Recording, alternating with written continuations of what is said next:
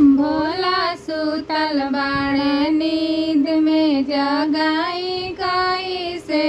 भोला सुतल बाड़े नींद में जगाई कैसे। जगाई कैसे हो जगाई कैसे। भोला सुतल बाड़े नींद में जगाई कैसे। भोला सुतल बाड़े नींद में जगाई कैसे। काशी नगरिया से जल भरलइनी।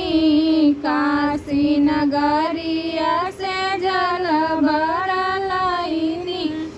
बिना रे आदेश के चढ़ाई कैसे। बिना रे आदेश के चढ़ाई कैसे। भोला सुतल बाड़े नींद में जगाई कैसे। भोला सुतल बाड़े नींद में जगाई कैसे। भांगिया के पीसी पीसी गोला हम बनवली। भांगिया के पीसी पीसी गोला हम बनवली। बिना रे आदेश के खियाई कैसे। बिना रे आदेश के खियाई कैसे।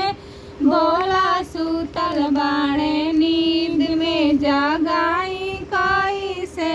भोला सुतल बाड़े नींद में जगाई कैसे। गजवा के माली माली चीलम चढ़ावनी। गजवा के माली माली चीलम चढ़ावनी। अरे बिना रे आदेश के पियाई कैसे। बिना रे आदेश के पियाई कैसे। भोला सुतल बाड़े नींद में जगाई कैसे।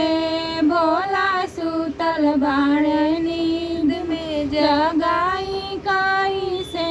जाई रे बजरिया से मेवा मिश्री लईनी। जाई रे बजरिया से मेवा मिश्री लईनी। बिना रे आदेश भोग लगाई कैसे। बिना रे आदेश भोग लगाई कैसे। भोला सुतल बाड़े नींद में जगाई कैसे। भोला सुतल बा